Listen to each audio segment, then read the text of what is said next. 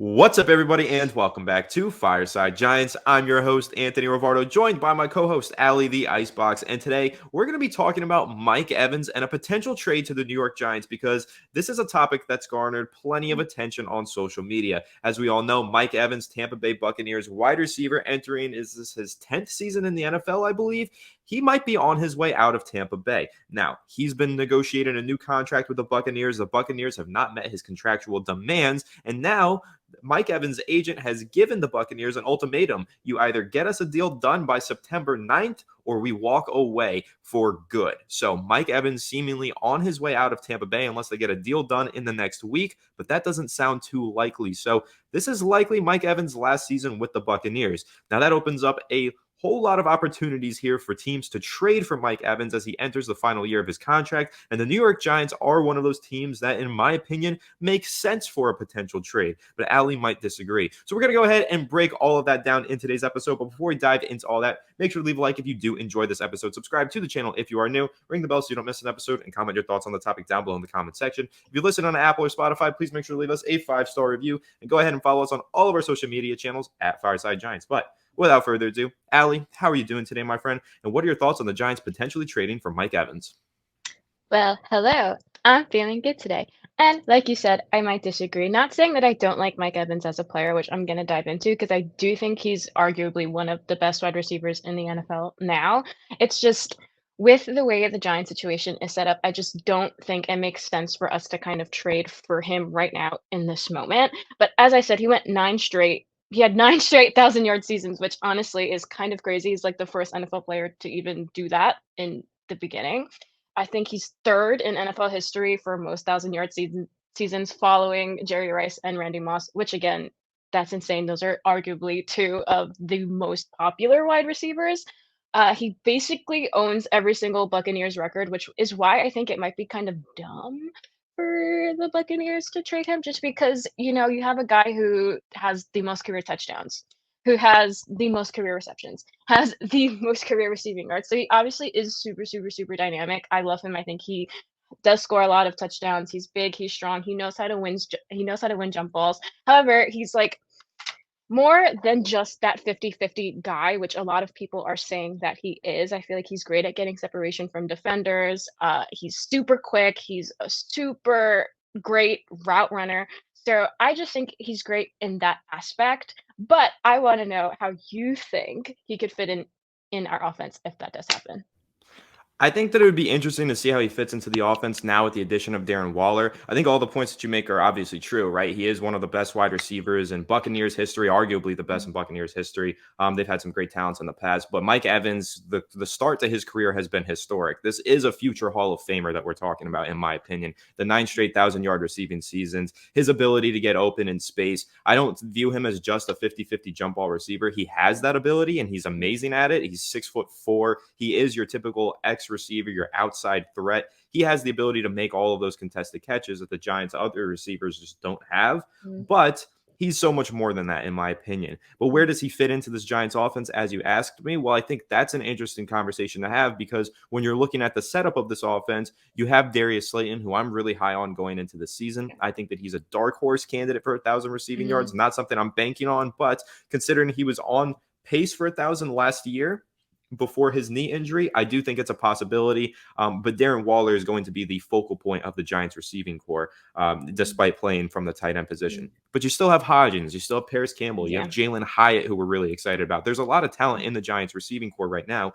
but one of their missions this offseason was to get a number one wide receiver. They didn't accomplish that. They got Darren Waller instead. He's going to serve as the number one wide receiver. But Darren Waller plus a number one wide receiver, that could be the thing that takes this Giants offense from being divisional round contenders to Super Bowl contenders in my eyes. When you're looking at a guy like Mike Evans, this dynamic, I mean, let's go through some of his career stats. Last season, he only had 6 touchdowns, but the year prior, 14. The year before that, 13 touchdowns. The guy has always gone for 1,000 receiving yards every single year, and if he were to be traded to the New York Giants, you could absolutely bet on him going for 1,000 receiving yards in this offense. And then you might have 2,000-yard receivers with Mike Evans and Darren Waller. And that just means that the Giants offense is going to be steamrolling people throughout the season. So I think that there are many ways to look at this trade. Yes, I would love to see it happen. Do I think it will happen? I think it's very unlikely. But let's talk about why it's unlikely or why it should happen, right? Because I think that this is a deal where some Giants fans may be looking at it as,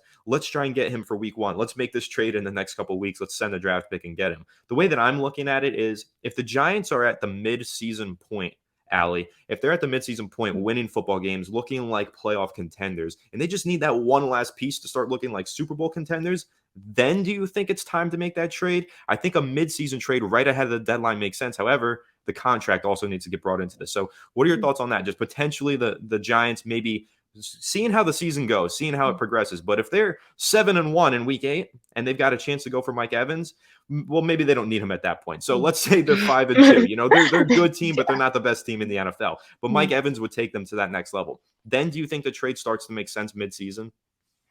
I think maybe it can if it's showing that maybe we do need a wide receiver to kind of bring us over the edge. My only thing is the contract, just because I think he's due to get 13 million this year. I know he has a crazy cap hit of 23.6 million. We only have $5 million in cap space. However, one thing to keep an eye on is that we are projected to have around 50 million next year. So I think that could be something we could work on. I know structuring of contracts and stuff can also play a part. It's just my biggest thing is the money, and if we even have the money to pay him that, just because we didn't give Saquon his contract, which we know Darnay had to take his pay cut to stay on the team. We still have to worry about paying McKinney for next year. So it's like, even if we do get him this year, what are we going to do for the years to follow? So it's like, okay, we pay him the 13 million this year, and then what? Is it just a one season thing? Or are we looking long term? And then at that point, it's like I just said, what about our guys that we already have in the building, like Barkley, like McKinney? We still have to focus on those contracts. So that's always been my biggest problem, especially when I see it. It's like, I don't know if we have the money for Mike Evans. Would I like to get Mike Evans? Yes. Do I think we have the money for it, though? I don't. And then as far as what we could trade if it were to happen, it's okay, we're not going to trade a seventh round pick for Mike Evans. The Buccaneers are going to be stupid if they even take that. He is arguably one of their best guys. So I think we're looking at a Darren Waller type trade where I do think a third rounder goes. However, then I start thinking, are we trading one of our wide receivers then at that point too in that deal? And it's like, what wide receiver are we willing to let go to even make that trade happen? So what do you think Well, about I that? think that it would be interesting in terms of trade compensation for Mike Evans because, like you said, it's not going to be a seventh round pick. Like Giants fans are getting excited because Joe Shane has been fleecing people left and right, like the Yeah. Isaiah Simmons deal. But Isaiah Simmons is a draft bust. Like he had not worked out at all in Arizona. Mike Evans is not that player. Mike Evans is an elite wide receiver. There are going to be numerous teams clamoring to trade for him. So there's going to be at least somewhat of a bidding war, so to speak. So Mike Evans could get traded for a pretty lofty price tag. You could be talking about a third round pick, fourth round pick, maybe. But the bare minimum, it's got to be a fifth. And honestly, I think that it would be a third because it is a very similar situation to what you mentioned with Darren Waller. Darren Waller being around 30 years old. Mike Evans is 30 years old. He's got a little bit left in the tank. You probably want to trade for him and then sign him for the next 3 seasons. But I think that's the main caveat to making this deal happen. You have to probably trade for him and have a contract extension in place upon making the deal because the whole thing here is that Evans wants a long-term contract. He wants a long-term extension with the Buccaneers, and they're not willing to give it to him. But he's reportedly seeking somewhere close to $20 million per season. And that's a big problem here for the New York Giants, who just handed out $40 million per season to Daniel Jones, $25 million per season to Andrew Thomas, $23 million per season to Dexter Lawrence. And as you mentioned, they do have Saquon Barkley and Xavier McKinney next up on the docket. So how do they reasonably afford to pay Mike Evans $20 million per season? That's a massive question mark and the big probably barrier to making this deal get done. But if they're looking at it as a short-term rental and Mike Evans gets on board with a short-term rental, he just spends the rest of the season here. If they think that this is what pushes them over the edge and makes it to the Super Bowl, it might be a gamble that they're willing to take. However, I'm not a fan of making those mid-season half-year rentals, gamble trades because you're sacrificing valuable draft picks. And another thing to bring in mind, keep in mind, Ali, is that since Joe Shane's gotten to town, our draft picks have been making an impact. Do we really want to keep throwing them away on trades, right? And it's not throwing it away when you're getting a guy like Mike Evans in return, right? But still, you're giving up a third-round pick potentially for Mike Evans. I mean, listen, Mike Evans is an elite player. He could help us win that Super Bowl. If he does, then it's all worth it. But those third-round picks that Joe Shane is using can turn into really great players. We're really excited about what we have in Jalen Hyatt, Cordell Flott, Joshua Zidu look like they're in line to play pretty significant minutes at some point in their careers with the Giants as well. So I don't want to keep giving up all of these draft picks unless it makes the utmost sense. So with Mike Evans, I think really your question, though, in terms of whether or not they're going to trade a wide receiver, I think it would just end up being a draft pick and then maybe an additional later round draft pick in exchange for Evans. But and rather than trading a receiver, we have to bench a receiver. And that's a big question mark. Who gets pulled out of the lineup, whether that be Darius Slayton, whether that be Isaiah Hodgins. One of those two guys is going to be pretty significantly affected by this deal. However, I think the pros outweigh the cons there. Sure, Darius Slayton gets less playing time, but now we have Mike Evans on the outside for Daniel Jones to throw to. So I'm totally okay making that sacrifice. But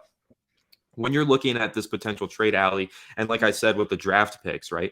What are your thoughts on that? And how comfortable would you feel trading away a draft pick at this point with Joe Shane and kind of the history that he's shown drafting really well in these past two seasons?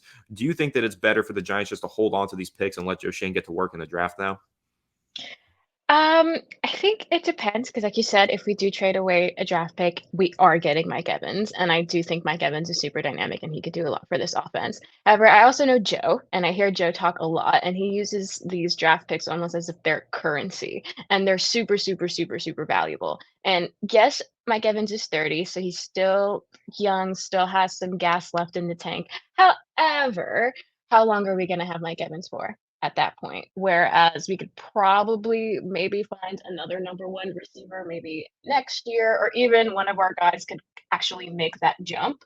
I feel like right now we have a lot of what ifs. So Slayton, we have the what if he becomes that number one receiver. I feel like Hyatt, we haven't really seen him in a regular season yet. So I think it's a tricky question. It's a tricky question because I feel like the draft picks are super valuable. All of our draft picks from last season, I feel like have panned out really, really well. So I do trust Joe. However, it's do I want to get rid of potentially getting a really great player and young and being able to develop them? I don't know. Yeah, and I think that's the question mark, and that's kind of the drawback of making a trade like this. I mean, that's the drawback of making the Darren Waller trade as well, you could Yeah. argue. But we're confident with the Darren Waller trade because that was an additional draft pick that we got from the Kadarius Toney trade in the first place. The value that the Giants got from that Kadarius Toney trade, by the way, is just unreal. They traded away Kadarius Toney, got that third and that sixth, and that third turned into Darren Waller, and that sixth turned into Trey Hawkins. So the Giants got two high-quality impact starters in that trade. Had to shout that one out because that is probably Joe Shane's masterpiece. But when you look ahead to the future, do we want to trade away some of these draft picks? Because again, landing a guy like Trey Hawkins in the sixth round who's going to start week one as a rookie, you don't want to give away too many of these draft picks in order to just acquire veteran players. And with Mike Evans seeking such an expensive deal, it's kind of a 50-50 ball here. Mm. I wouldn't make this trade pre regular season. Like between now and the start of the regular season this next week, the Giants are set, they're ready to go. They're all good. Like let's go into the season and see how it goes. But once we get to week 6, week 7, if the Giants look like they're a team that's maybe missing one piece from becoming a Super Bowl contender, then I think you call the Tampa Bay Buccaneers, see if Mike Evans is available and try to work it out a deal. But it's got to be for the right price. And again, there's going to be a lot of teams clamoring to trade for Mike Evans. One other thing, though, you did mention this, Ali. His cap hit is ginormous this season. It is $24 million. But when you take a look at over the cap and see what his dead money would be if the Tampa Bay Buccaneers were to trade him, they would save $14 million, but the dead money would be about $9 million, meaning that the Giants would be taking on $15 million of the cap hit. That's usually how that works out on over the cap. And again, that can be negotiated. They can have the Bucks pay more of the cap hit. Usually doesn't happen though. The Giants would probably need to clear about $10 million in salary cap space just to get Mike Evans under the cap. And then that leaves them with no money left to spend for the rest of the regular season. So any insurance money that the Giants have planned out, they got an injury at one position or another, they don't really have an option here. They're not going to have money to spend. So making this trade pre-regular season makes zero sense in my opinion. But let's see how it goes midway through the season. Again, the Giants are going to have to work out the cap space, and they have Mike Evans an extension.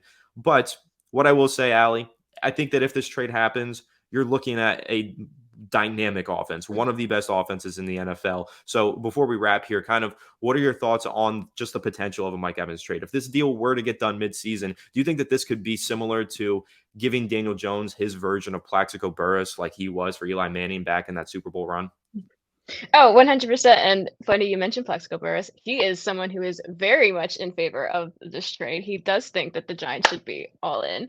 I would be excited, which is like, don't get me wrong. I know I said it doesn't make sense, but if we get Mike Evans, I'm super excited. Like, yes, we have Darren Waller like as our unofficial wide receiver one, but we still don't have that number one guy at wide receiver. So if we have Mike Evans, I don't really think there's anything that defenses can do to stop us. Because now we have two playmakers. We have Darren Waller, who's a big guy who could run those wide receiver routes. And then we have Mike Evans, who again is a big guy, who can run routes, who can catch 50-50 balls, who can fake out freaking cornerbacks. He's a beast.